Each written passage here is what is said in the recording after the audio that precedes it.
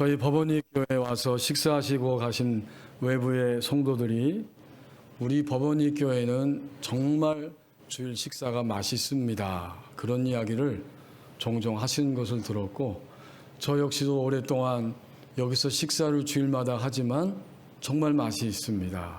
어느 날 우리 교회 식단에 돼지고기 김치찌개가 등장했습니다. 그걸 막 먹으려고 하는데 몇몇 사람들이 이 김치찌개 속에 돼지고기 살코기하고 비계가 들어가 있으니까 나는 절대로 이것을 먹을 수 없어 라고 말했습니다. 이유가 뭔가 봤더니 레위기를 봐봐. 레위기에는 돼지고기 이런 거 부정한 음식이기 때문에 구별해야지 먹어서는 안 돼 라고 말했습니다. 정말 그런 성도가 있었다면 어떤 일이 벌어졌을까요? 식단을 준비한 봉사하는 손길을 펼쳤던 우리 교우들은 상처를 입었을 것입니다. 자기들만 하나님을 잘 믿는 거야? 왜 저렇게 엉뚱한 생각을 하고 있는 거야? 라고 비난하면서 상처를 입었을 것이고, 반면에 이 김치, 돼지고기가 들어간 김치찌개는 먹을 수 없고 우리는 그래서 밥하고 물만 먹겠다. 이런 사람들은 마음속에 우리야말로 가장 하나님을 정통적으로 잘 믿는 사람들이야, 이렇게 생각하며 서로 상처를 주고받았을 것입니다. 있을 수 없는 그러한 일이지요. 하지만 바로 그런 일이 오늘 로마 교회 안에서 일어났다는 것입니다. 오늘 본문의 17절 상반절에 보면 그 이야기를 해주고 있어요. 하나님의 나라는 먹는 것과 마시는 것이 아니요 라고 말합니다. 먹고 마시는 것 때문에 다툼이 일어나고 갈등이 있고 고통이 있는 교회가 바로 로마 교회입니다. 로마 교회는 사도행전 2장 10절에서 말씀하고 있는 것처럼 오순절 날에 성령 강림절에 사람들이 이곳저곳에서 와서 예루살렘을 중심으로 유대인들이 모였는데, 로마에서 온 나그네 곧 유대인들과, 이건 정통 유대인이죠. 그리고 유대교에 들어온 사람들이 있었습니다. 이방인이었다가 복음을 듣고 예수님을 믿게 된 사람들입니다. 그들이 돌아가서 그들에 의해서 로마의 자기들의 삶의 터전에 살면서 예수 그리스도를 증거함으로 거기에 세워진 교회가 로마 교회입니다. 그러면 이제 상상해 볼 수 있죠. 이해가 됩니다. 로마 교회라고 하는 곳은 정통 혈통적 유대인들도 있었고, 그들을 통해 복음을 듣고 로마 지역에 밀려 들어왔다가 이방인이었던 사람들이 예수님을 믿고 하나님의 백성이 되었다. 이들 사이에 우상 앞에 드려진, 우상에게 바쳐진 제물 때문에, 그것을 먹느냐 마느냐의 문제 때문에 갈등을 겪고 있었습니다. 로마서는 바울에 의해서 기록된 서신이죠. 바울은 땅끝까지 복음을 전해야 된다는 그러한 신념과 확신을 가지고 그 당시에 마지막 땅끝이라고 여겨지는 서바나, 곧 오늘날의 스페인이죠. 거기에 복음을 전하기 위해 결심을 하고 진행하면서 서바나를 향해 가려고 할 때에 로마를 거쳐야 했습니다. 그렇다면 로마 교회를 통해서 선교의 후원을 받고 전진 기지로 삼아야겠다는 생각을 하면서 이 로마서 서신을 쓰게 되었고, 두 번째는 로마서는 예루살렘을 중심으로 12제자를 통해 형성된 로마의 모교회, 로마가 아니라 예루살렘에 있는 이 중심적인 모교회를 향해서 정말 나는 잘못된 복음이 아니라 온전한 복음을 가지고 예수님을 만났고 예수님을 증거하는 것이다. 그들을 향해서 복음의 핵심을 정리하고 설명하고 분명하게 드러내기 위한 변증적 목적으로 유대인들을 위해서 이 서신이 기록되었으며, 마지막 세 번째 목적은 현재 바울의 귀에 들려지는 로마 교회에 같은 교회 안에 같은 그리스도인들이 음식 문제 때문에 갈등하고 있는 것을 보면서 그들에게 하나님 나라를 향해, 하나님의 나라를 향해 갈 수 있도록 방향을 제시하기 위해서 이 서신을 목회적인, 목양적인 일념으로 이 서신을 기록하게 되었습니다. 그렇다면 오늘 17절 상반절 말씀에 이 교회 안에 바로 세상 나라가 있다는 사실을 알게 됩니다. 당연히 하나님 나라도 있지요. 세상 나라는 지금 먹는 것과 마시는 것으로 인해서 고통하며 갈등하고 있는 부분을 보면서 저기는, 저 현상은, 저 일들은 하나님의 통찰에 있지 않는 세상 나라의 현실이다.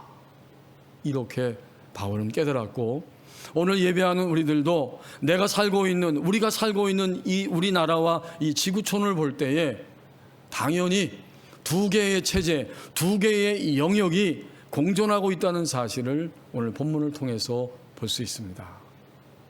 참 쓰리고 아프지만 지금 현재 우리나라도 두 개의 영역의 싸움이 계속 치열하게 벌어지고 있는 것을 이 추위 가운데 떨면서 그 현장에 있는 여러 사람들을 보면서 느끼게 됩니다.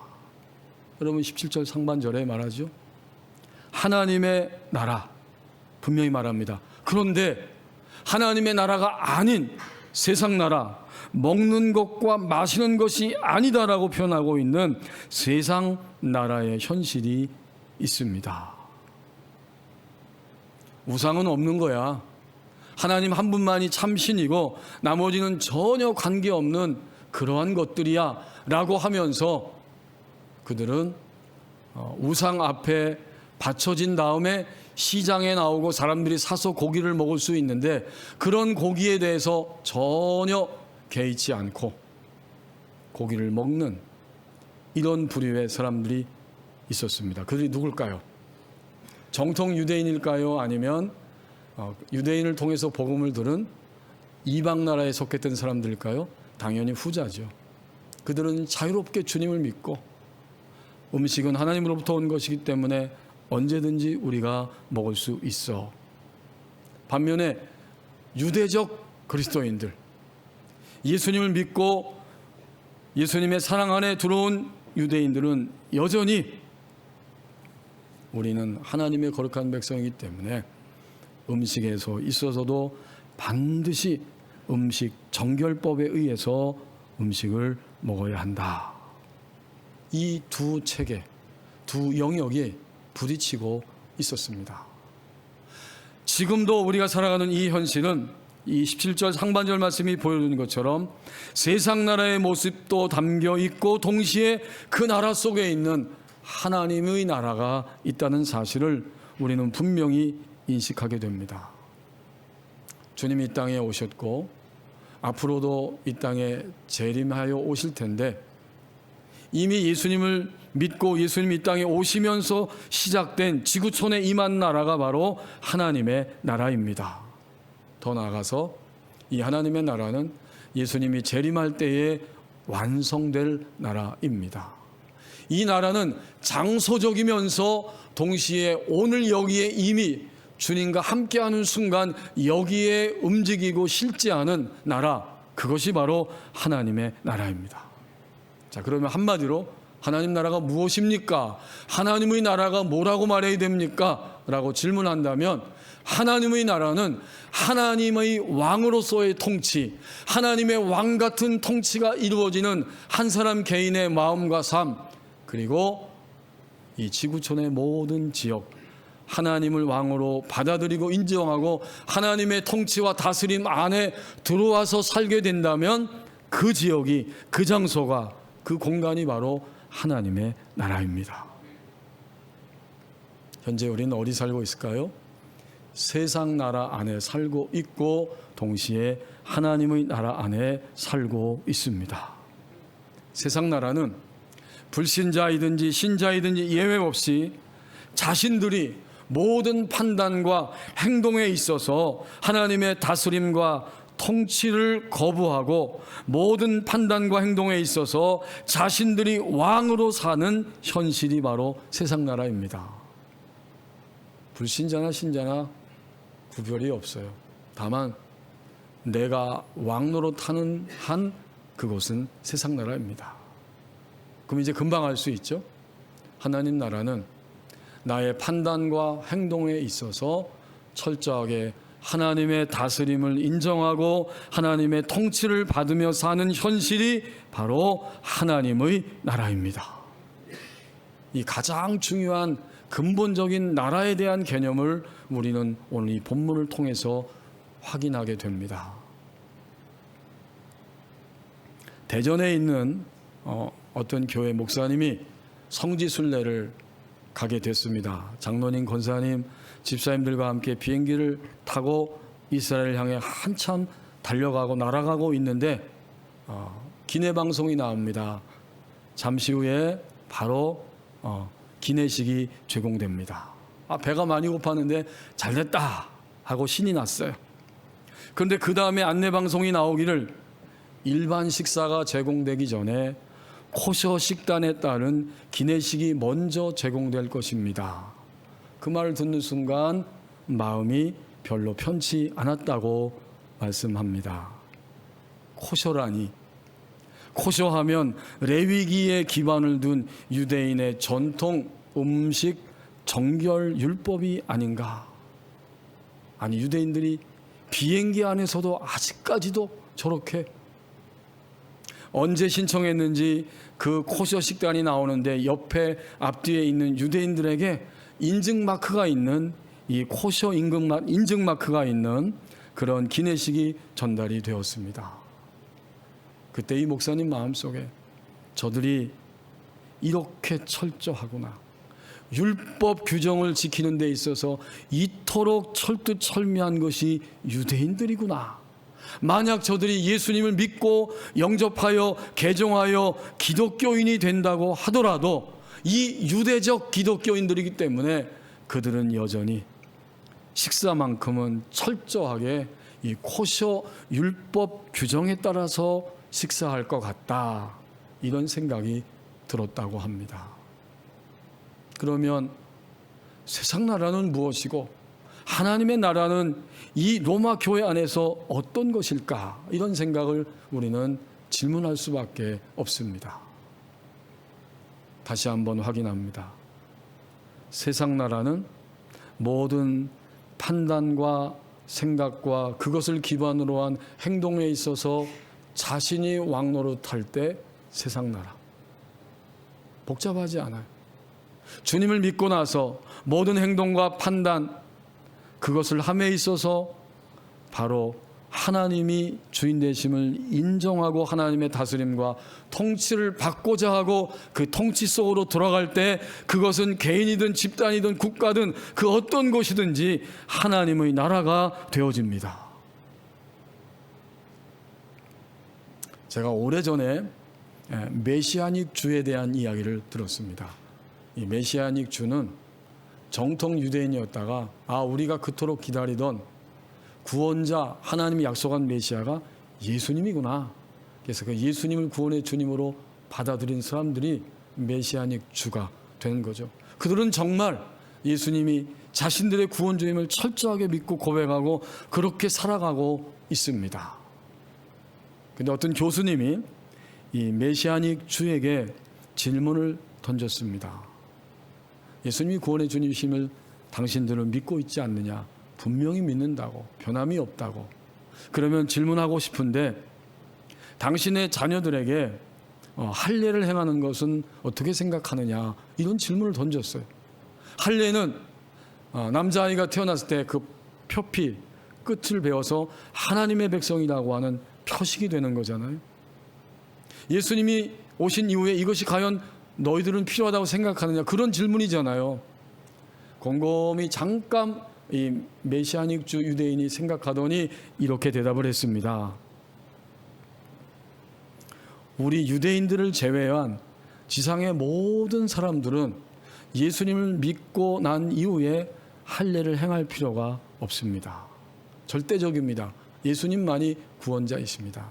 그런데 우리 혈통적 유대인의 경우에는 하나님의 백성이라고 하는 이 분명한 의식이기 때문에 우리 유대인의 경우에는 이 할례를 행하는 것이 의미가 있다고 생각합니다.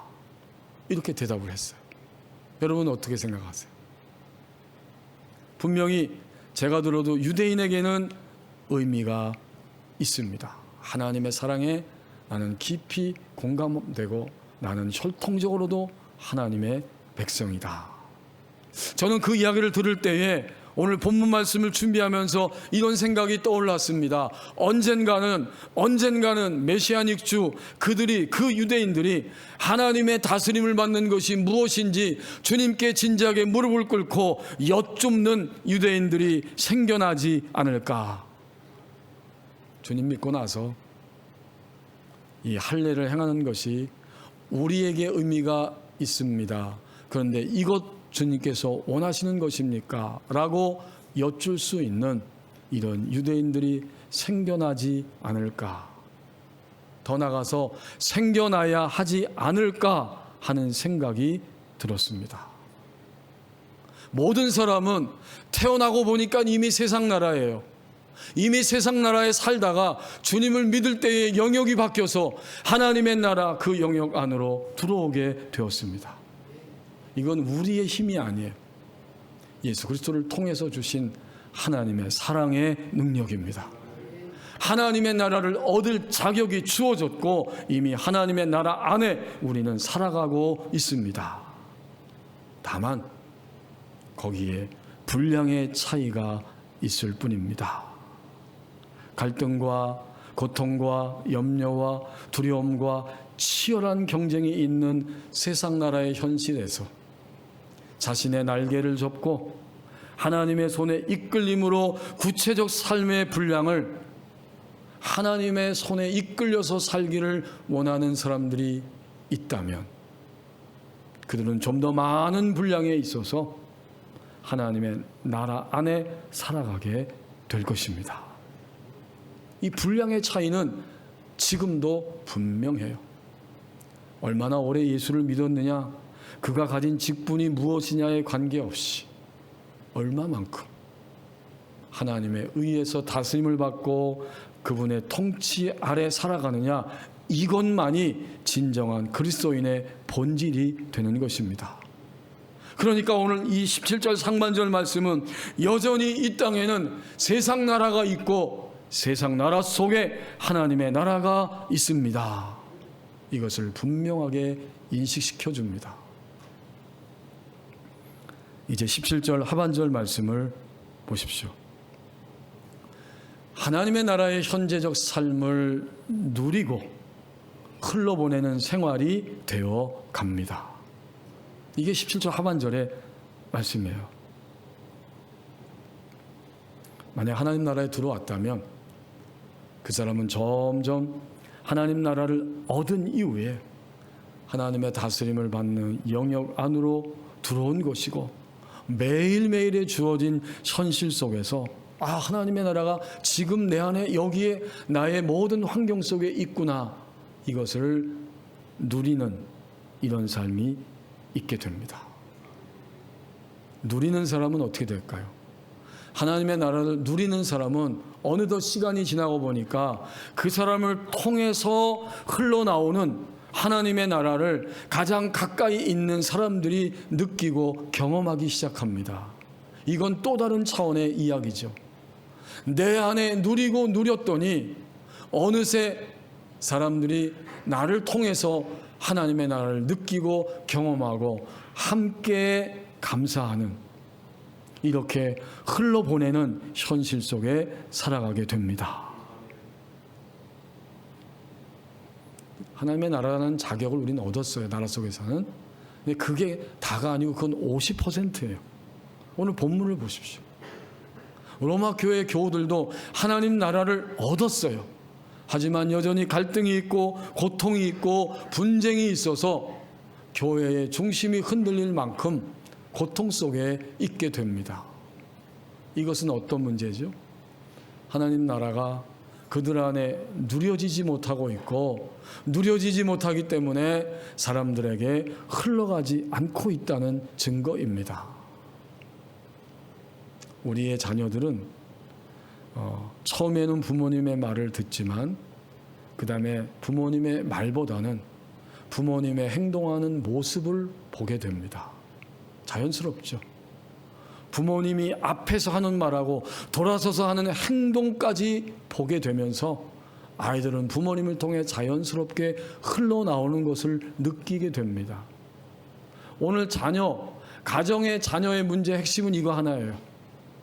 아무리 말을 해도 우리 자녀들은 어느 시점이 되면 말보다는 부모님의 표정과 부모님의 심장과 부모님을 통해 흘러나오는 그 흐름, 이것을 보고 느끼고 부모님을 대할 수 있게 됩니다.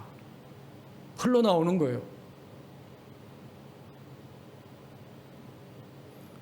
로마 교회 안에 있는 유대적 그리스도인, 로마 교회 안에 있었던 이방적 그리스도인들 사이에 다 같이 하나님 믿고 하나님의 자녀가 되었지만 그들은 말을 가지고 아무리 설득해도, 행동을 가지고 아무리 보여줘도, 자신들이 주장하는 행동을 아무리 주장하는 모습을 보여줘도 결코 동의하지 않습니다. 서로 타협할 수 없어요. 하나님 나라 속에 있는 세상 나라 때문에 아파하고 힘들어하고 갈등하고 두려워하고 상처를 주고받습니다. 그 교회를 향하신 하나님의 사랑의 마음이 우리 바울을 통해서 이 복음서가 아니라 이 로마서 서신을 기록하게 하시면서 그 부분을 지금 건드려주고 있는 거예요. 본질은 하나님 나라다. 하나님 나라는 먹고 마시는 차원 정도가 아니고 하나님의 나라는 의와 평강과 희락이라고 하반절에서 말씀합니다. 이제 우리는 하나님의 나라가 무엇인지를 구체적으로 이 하반절을 통해서 확인하게 됩니다. 하나님 나라 산다는 게 뭐야? 17절 하반절에서 말하고 있잖아요. 하나님의 나라는 오직 성령 안에 있는 의와 평강과 희락이라. 병원에 가면 의사들이 진찰을 할 때 청진기를 사용하잖아요. 청진기는 필수적이고 기본적인 거잖아요. 청진기를 갖다 대고 이 몸의 상태가 어떤지, 지금 통증이 있다고 하는데 이 통증이 심각한 것인지 아니면 괜찮은 것인지, 그렇지 않으면 이 통증은 주의를 해야 하는 그런 단계인지 등등 가장 먼저 청진기를 가지고 몸을 진단하게 됩니다. 하나님의 나라를 실제로 살고 있는지를, 하나님의 나라가 무엇이고 그 안에 살고 있는지를 오늘 17절 하반절에서 말씀해 주시는데 세 가지 요소로 표현하고 있습니다. 첫 번째는 의라고 말하고 있어요. 의.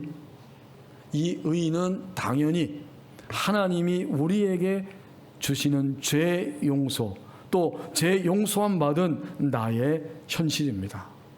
너는 이제 더 이상 죄인이 아니고 영원히 멸망할 사람이 아니다. 너는 나의 법정에서 의롭다. 하나님의 나라는 이것입니다. 용서받은 죄인이지만 용서받은 죄인으로서 언제든지 하나님이 옳다고 인정해 주시기 때문에 하나님 앞에 당당하게 나갈 수 있는 의를 얻은 사람들입니다. 이것이 의의 출발이죠. 하지만 이 의는 그 다음 끊임없이 하나님의 편에 서는 생활이 되어가는 것을 의미합니다. 한 번만 의를 얻고 끝나는 게 아니에요. 이제부터는 내가 의를 얻었기 때문에 하나님이 옳다고 말씀하시는 그 의의 편에 나는 서기를 원합니다. 이런 갈망, 이런 사모함, 그리고 이런 행동이 계속해서 내가 점점 나타나고 있을 때 나는 하나님의 나라에 살고 있습니다. 객관적인 증거예요. 만약 우리가 이러한 의를 추구하며 살아가면 하나님과 관계가 어떻게 되죠? 불화한 것이 아니라 화목하게 되기 때문에 하나님과 화목하고 교통이 온전히 원활하게 될 때 그 속에 평강이 임하게 됩니다. 이 평강은 우리가 아는 말로 쉽게 생각하면 바로 평화이죠. 평화. 내면에 평화가 있어요. 바깥은 시끄러운 일이 너무 많아요, 요새. 그러나 하나님 하고 이름을 부르고 하나님 아버지 하고 머리를 숙이면 어떻게 될까요? 평화가 내 안에 다시 샘솟듯 일어나기 시작합니다. 왜 그럴까요? 하나님이 통치하고 있기 때문에. 속상하고 억울하고 쓰리고 분하고 폭력적이고 혼란이 있는 우리의 삶의 모습들이 많이 지금도 함께하고 있지만 하나님 하고 머리 숙이고 하나님의 뜻을 묻고자 무릎을 꿇을 때 그때 비로소 벌써 거기서부터 평화가 찾아옵니다. 만약 이러한 것을 경험하고 이러한 사실을 깨닫고 살아가고 있다면 나는 하나님의 나라 안에서 하나님 나라의 현재적 삶을 누리고 있는 사람입니다. 세 번째는 뭐예요? 희락이라고 표현했습니다. 하나님과 화목하고 교통하는 것을 넘어서 이제는 점점 하나님과 동행하는 생활 속에서 오는 감격과 감사의 상태, 내적인 기쁨이 흘러가는 상태, 이것이 바로 희락입니다. 그래서 성령의 9가지 열매 중에 이 열매가 있어요. 희락. 이건 그냥 일반적인 그러한 쾌락이 아니에요. 쾌락은 일시적이지만 희락은 우리의 영 안에서, 우리 내면 안에서, 하나님과의 관계성 안에서 하나님과 동행하는 삶의 영역이 점점 넓어지면 넓어질수록 우리 안에 흘러들어오는 감사와 감격, 이것이 바로 희락입니다. 정말 그래서 하나님 나라예요. 세상 나라에서는 화가 나고 억울하고 근심할 일이 수두룩하지만 하나님의 나라를 우리가 살아간다고 할 때 하나님과 동행하기 시작하고 그것이 점점 풍성해지면서 우리 안에는 하루가 지났을 때 가만히 잠자리에 누워서 생각해 보니 감사한 것입니다. 너무나 감격스러운 것입니다. 이것이 바로 희락, 기쁨입니다. 오늘 예배 자리에 있는 우리 교우들께서 스스로 잠언자답 하시기 바랍니다. 의와 평강과 희락이 오늘 내 안에 믿어지고 느껴지고 경험되고 체험되고 있는가? 그러면 하나님 나라의 현재의 삶을 누리는 것이고 내가 누리기 때문에 정말 점점 흘러가게 됩니다. 흘러가는 거예요. 우리를 보면서 사람들은 하나님을 느껴요. 지금은 말로 되는 시대가 아니에요. 다 자기의 견해와 의견과 주관들이 다 있어요. 다만 하나님의 생명이 저 사람을 통해서 흘러나온다면 말하지 않아도 느끼게 됩니다. 느낄 뿐만 아니라 궁금해질 뿐만 아니라 위로를 받고 위로를 받을 뿐만 아니라 저 사람이 가지고 있는 저 의와 평강과 희락이 도대체 무엇인가라고 고민하게 되고 나도 저런 세계 속에 살아가고 싶은 열망이 일어나게 됩니다. 그것이 바로 흘러보내는 삶의 모습이잖아요. 지난주 금요일에 저희 교회 전화가 왔습니다. 사무실에 전도사님이 그 전화를 마침 받았는데 어떤 분이 여기 어디 뭐 만나 식당인가가 있다고 그래요. 뭐 법원리에 거기 주인 아주머니신데 밀가루 반죽을 손으로 해가지고 굉장히 분량이 많은데 이거를 법원리 교회에 갖다 줬으면 좋겠다. 그래서 전도사님이 듣고 이게 무슨 사연일까 생각했는데 이 분량 면에서는 큰 교회 갖다 줘도 될 것 같은데 법원리 교회가 생각이 났더래요. 머릿속에. 그래서 법원리 교회 가져오겠다는 거예요. 목사님께 한번 여쭤보겠습니다. 이렇게 전화 대화를 하고 그 다음에 이분이 이제 어떤 사연이 있을까 생각하고 있는 중에 보니까 그 밀가루가 필요 없게 된 거예요. 40살 된 아들이 지난 화요일인가 교통사고가 나가지고 갈비뼈 4개가 골절되고 허리와 엉덩이가 허물어져서 고관절이 골절된 것입니다. 굉장한 충격을 받았죠. 이런 말할 수가 없죠. 그래서 얼마나 힘드세요? 참으로 어렵게 되셨네요 하고 이야기하니까 그분이 교회를 다니는 분이었어요. 그래서 우리 교회 심야기도회가 저녁에 있으니까 저녁에 오세요. 와서 기도하세요. 저희도 목사님과 함께 기도하겠습니다. 그랬더니 마음이 더 확 열려가지고 그렇게 하겠노라 하고 그날 저녁에 심야기도회 오셨어요. 제가 여기서 말씀 마치고 통성기도 하는데 여기 앉아있는데 하나님이 가서 머리에 손 얹고 기도해라.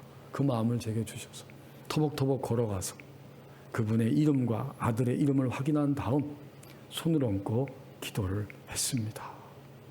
하나님, 오늘 주님 앞에 나온 하나님의 자녀이지 않습니까? 하나님 위로해 주시고 하나님이 함께 해 주시기를 원합니다.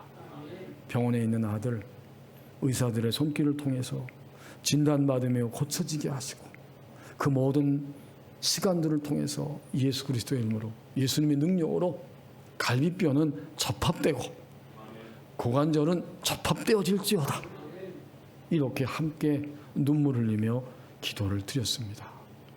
근데 가만히 나중에 그 얘기를 다 듣고 생각해 보니까 우리 교회에 제가 담임하기 전에 얼마 오래됐어요. 제가 벌써 20년 됐는데 그 전에 앞에 담임하던 유 목사님 계실 때 우리 교회를 나왔었다는 거예요. 근데 그 어려운 중에 막 너무 힘들고 막 고통스럽고 정신이 없고 밀가루 낚았고 막 생각하다가 법원리 교회가 문득 생각났다는 거예요.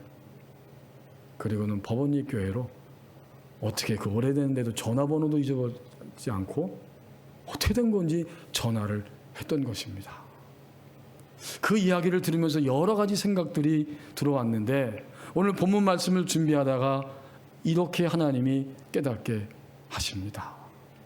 그가 세상 나라에 있었지만 그는 본래는 하나님의 나라 안에 있는 나의 자녀이고 다시 그 고통과 쓰라림 속에서 나를 놓치고 살았던 삶의 여정 속에서 나의 나라, 내 사랑의 품에 안겨야 했던 것이다. 성령님이 주님의 교회, 법원리 교회를 생각나게 하고 하나님 앞에 나와 기도할 수 있도록 성령께서 그 마음에 생각나게 하셨습니다. 여러분, 현재적 하나님 나라를 누리고 흘러보내는 것은 우리의 힘으로 우리의 계획으로 판단으로 되지 않습니다. 그래서 오늘 방법까지 17절 하반절에서 방법까지 말씀해 주시는데 하나님의 나라는 먹는 것과 마시는 것이 아니요 그러면 어떻게 하는 것입니까? 오직 성령 안에 있는 의와 평강과 희락이라. 의와 평강과 희락은 그냥 막 되는 게 아니에요. 오직 성령 안에 있는 의와 평강과 희락이라. 성령 안에 있다는 것은 N, 영어로 하면 in이죠. 뭐뭐 안에 있는 거예요. 비가 막 쏟아지면 우리는 어디로 들어가죠? 급하니까 우산 안에 쏙 들어가잖아요. 그럼 비를 안 맞아요. 우산 안에 들어간 거.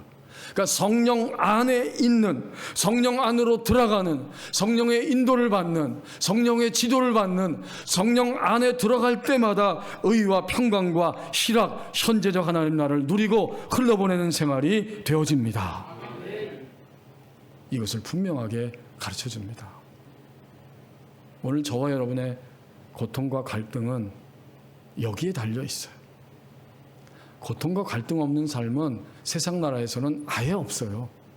그러면 어떻게 할 것인가? 세상 나라가 실체인 것처럼 예수님을 통해서 시작되고 진행되고 있고 완성될 하나님 나라도 실제이기 때문에 그리스도인들은 성령 안으로 들어가서 성령님 어떻게 하기를 원하십니까? 성령님이 지도해 주시기를 원합니다. 성령 안으로 들어가는 만큼만, 정확하게 그 분량만큼만 의와 평강과 실학의 삶을 누릴 수 있게 됩니다. 그리스도인은 종종 착각합니다. 저도 착각합니다. 특별히 우리는 어떤 일들이 발생했을 때 내가 할 수 있는 것과 할 수 없는 것을 미리 다 구분지어 놓고 맙니다. 그건 우리의 착각이에요. 그거보다 더 중요한 것은 성령님께서 이 일을 하기를 원하시는지, 이 일을 하지 말라고 하는 것인지 성령의 인도와 지도를 받는 것이 그리스도인의 정상적인 모습입니다. 거기까지 갈 때, 우리의 의식과 사고방식이 거기까지 바뀌었을 때 하나님의 나라의 누림과 흘러감이 시작될 수 있습니다.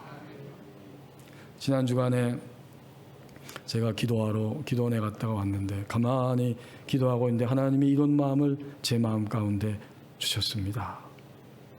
칭찬도 있고 비난도 있단다. 칭찬과 비난은 너의 일생 동안 지속될 것인데 그런 것이 너에게 올 때마다 항상 너를 돌아보아라. 저에게 이런 마음을 주셨어요. 칭찬이 있어도 칭찬 감사하지만 그게 본질 아니고, 비난이 있어도 고통스럽고 쓰지만 그게 다가 아니고, 너는 너를 돌아보아라.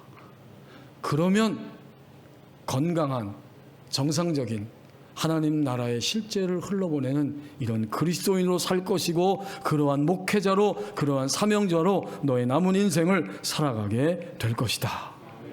자유를 얻고 든든하고 세워져서 항상 나와 함께하는 이런 생명을 흘러보내는 자로 살아가게 될 것이다.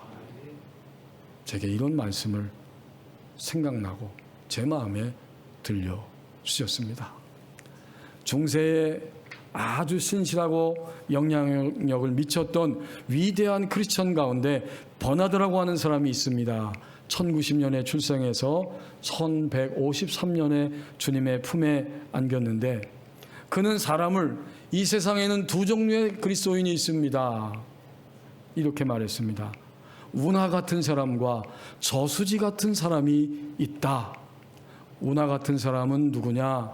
은혜의 샘물이 자신의 마음에 다 차오르기도 전에 담긴 샘물을 밖으로 끊임없이 쏟아내는 사람이고, 반면에 저수지 같은 사람은 은혜를 안으로 지속적으로 담아내어 더 이상 담을 수 없을 정도로 넘치게 되었을 때에 자연스럽게 차고 넘치며 밖으로 흘러나가게 하는 사람입니다.